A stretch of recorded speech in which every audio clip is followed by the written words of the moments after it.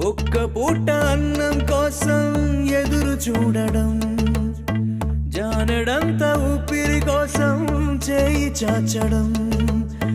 కడుపు కాలి కాలి ఇక్కడ బూడి తాగుతున్నా, మనిషి అన్నవాడికి మనసే లేకపోయినా